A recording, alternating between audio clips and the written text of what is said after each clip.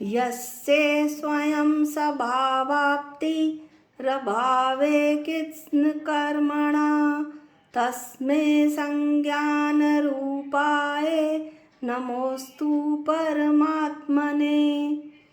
जिस आत्मा को समस्त कर्मों का अभाव हो जाने पर अपने आप अपने पुरुषार्थ के द्वारा शुद्ध स्वभाव की प्राप्ति हुई है, उस अनंत ज्ञान स्वरूप परमात्मा को मेरा नमस्कार हो। इस तरह आचार्य पूज्यपाद स्वामी मंगलाचरण करते हुए कहते हैं। पिछले वीडियो में हमने कारिका नंबर 4 का अध्ययन किया था। इस वीडियो में हम कारिका नंबर 5 का अध्ययन करेंगे।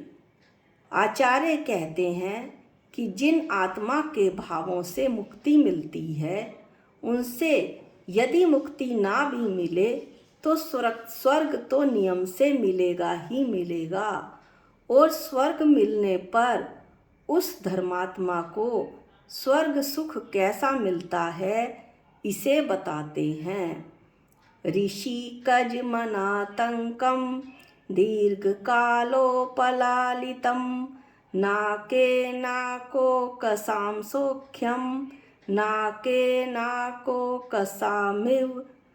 अर्थ, नाके स्वर्ग में, नाको कसाम देवों को, ऋषिकज 5 इंद्रियों से उत्पन्न, अनातंकम दुख रहित, दीर्घकाल तक, उपलालितम देव देवियों को प्राप्त, सौख्यम सुख, नाके स्वर्ग में, नाको कसाम स्वर्ग की इव तरह ही मिलता है। अर्थात स्वर्ग में देवों को 5 इंद्रियों से उत्पन्न जो सुख होता है वो दुख रहित होता है, और दीर्घ काल तक इन देवियों को प्राप्त होता है, और यह सुख स्वर्ग में स्वर्ग की तरह ही मिलता है। पंचेंद्रिय सुख होकर भी जो आतंकों से दूर रहा, युग युग तक अगणित वर्षों तक लगातार भरपूर रहा। सुर सुख तो बस सुर सुख जिसको अनुभवते सुरपुरवासी, कहे कहाँ तक किस विद किसको आखिर हम तो बनवासी। अब बताते हैं कि स्वर्ग का स्वरूप कैसा है। यहाँ स्वर्ग के स्वरूप का वर्णन इस प्रकार से किया जा रहा है कि ऋषिकज क्या है? इंद्रियों को ऋषिकज कहते हैं। जो 5 इंद्रियां हैं, उन 5 इंद्रियों से जो सुख उत्पन्न होता है वो सुख स्वर्ग में मिलता है। वह अद्भुत होता है। ऐसा सुख 3 काल में भी हमको प्राप्त नहीं हो सकता। इस मनुष्य पर्याय में यह सुख थोड़ा बहुत मिलता है, लेकिन स्वर्गों में देव पर्याय में यह सुख बहुत मिलता है। 5 इंद्रियों के जितने अच्छे से अच्छे विषय हो सकते हैं, वे सारे के सारे हमेशा स्वर्ग में उपलब्ध रहते हैं। ये बात तो ठीक है कि संसार में भी हमको इंद्रिय सुख साधन बहुत मिलते हैं, लेकिन इससे भी अधिक सुखों के साधन हमें स्वर्ग में मिलते हैं। ऐसा आचार्य बता रहे हैं कि यदि आप संसार में व्रतों को के रूप में थोड़ा सा कष्ट सह लोगे, अपनी आत्मा के परिणमन के साथ व्रतों को कर लोगे, तो स्वर्ग में तो बहुत अच्छे सुखों की प्राप्ति होगी। और हम इन इंद्रिय सुखों के स्वरूप को समझ लेंगे तो हमें पता चलेगा कि इंद्रियों के सुख भी अच्छे से अच्छे स्वर्ग के अलावा कहीं भी नहीं मिल सकते। स्वर्ग के अलावा कहीं दूसरी जगह ये मिल सकते हैं तो वह है भोग भूमि। वहाँ पर भी ये सब सुख मिलते हैं। जहाँ हम रहते हैं वह कर्म भूमि है और भोग भूमि में इस प्रकार के सुख कल्प वृक्षों के माध्यम से हर समय ऐसे सुख उपलब्ध रहते हैं। हमें जो इंद्रियों के सुख मिलते हैं वो स्वर्ग से कुछ अलग होते हैं। जैसे मौसम के परिवर्तन होने पर कष्ट होता है, जबकि स्वर्ग में हमेशा एक जैसा मौसम रहता है। वहाँ ना गर्मी है, ना पसीना है, ना मच्छर मक्खी हैं। ऐसे उत्तम शरीर उन देवों को मिलते हैं, उनको कभी पसीना नहीं आता। उनके वैकृत शरीर होते हैं, जबकि मनुष्यों का शरीर औदारिक होता है। वैकृत शरीर में कभी किसी प्रकार के रोगों की उत्पत्ति नहीं होती। वहाँ पर रोग हैं ही नहीं। वात पित्त कफ उनके शरीर में नहीं होते। ऐसा सुंदर सुडौल शरीर होता है कि एक बार जिस शरीर को प्राप्त हो जाते हैं उस शरीर में कभी भी जीवन के अंत तक एक झुर्री भी नहीं पड़ती। हमारी जो इंद्रियां हैं, हमारे जो शरीर के अवयव हैं, लीवर, किडनी, हार्ट, जब तक ये ढंग से काम करते हैं तब तक तो हमें इंद्रिय जन्य सुख मिल भी जाता है, परंतु जिस दिन इसमें कोई डिफेक्ट आ गया तो हम उन सुखों के लिए तड़पते रह जाते हैं। हमारे लिए इंद्रियों की पराश्रयता है। हम अपने शरीर के आश्रित हैं, जबकि वहाँ पर ऐसा कोई पराश्रय नहीं है स्वर्गों में। अगला है ऋषि कज अनातंकम। अनातंकम का मतलब है कि कितने भी हम इंद्रिय सुखों को भोग लें, कहाँ पर? स्वर्गों में। वहाँ कोई भी व्यवधान पैदा नहीं होता, आतंक पैदा नहीं होता।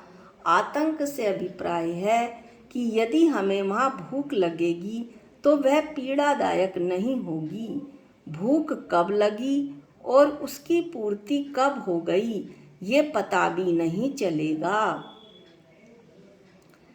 आचार्यों ने लिखा है कि जितने सागर की वहाँ आयु होती है उतने 1000 वर्ष के बाद एक बार भूख की पीड़ा होती है। और जितनी कम भूख प्यास की इच्छा होती है उतना ही आपका शरीर सुखी रहता है और ऐसा सुख उन देवों को मिलता है। जैसे किसी देव की आयु 22 सागर है तो 22,000 वर्ष बाद उस देव को भूख लगेगी और उसके कंठ से अमृत झर जाएगा। इधर इच्छा हुई, इधर कंठ में अमृत भरा, कहीं से बाहर से लाना भी नहीं है। ऐसा सुख उन्हें मिलता है। दीर्घ कालोपलालितम। देवों में इंद्रियों के सुख दीर्घ काल तक रहते हैं, अर्थात बहुत लंबे समय तक रहते हैं। हमारे लिए इंद्रियों के सुख दीर्घ काल तक रहने वाले नहीं हैं। क्यों? कि आधी जिंदगी तो उन सुखों को अर्जित करने में चला जाता है। 10-20 वर्ष तक वे भोगों को भी प्राप्त कर पाता है, उन भोगों को जिसे उसने अर्जित किया। इसके बाद मैं बीमार पड़ जाता हूँ और दीर्घकाल तक शरीर के सुख हमें यहाँ पर दीर्घकाल तक शरीर के सुख हमें स्वर्ग में उपलब्ध रहते हैं।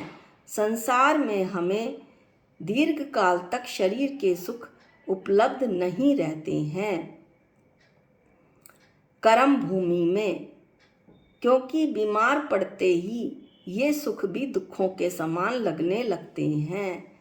स्वर्गों में जितनी सागर की आयु मिलती है उतने सागर तक उन सुखों में कोई कमी नहीं रहती। ऐसे ये इंद्रियों के सुख होते हैं। अब ये इंद्रियों के सुख हैं कैसे? नाके नाको कसाम, सौख्यम नाके नाको कसामिव। नाके माने होता है स्वर्ग। आचार्य कहते हैं कि स्वर्ग में होने वाली सुख की उपमा हम आपको क्या दें।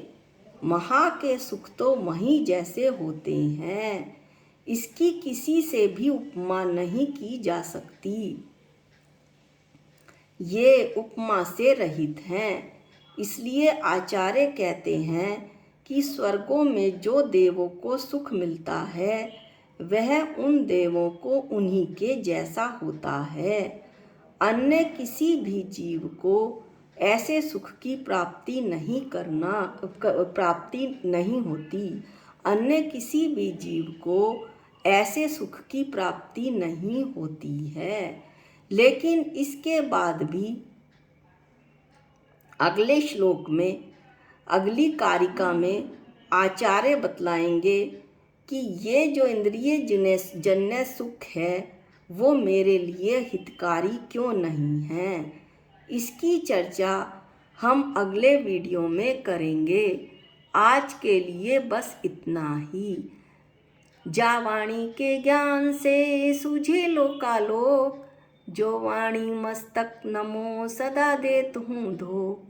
हे जिन वाणी भारती तव तोहे जपूं दिन रैन, जो तेरी शरणागते वो पावे सुख चैन। सबको जय जिनेंद्र।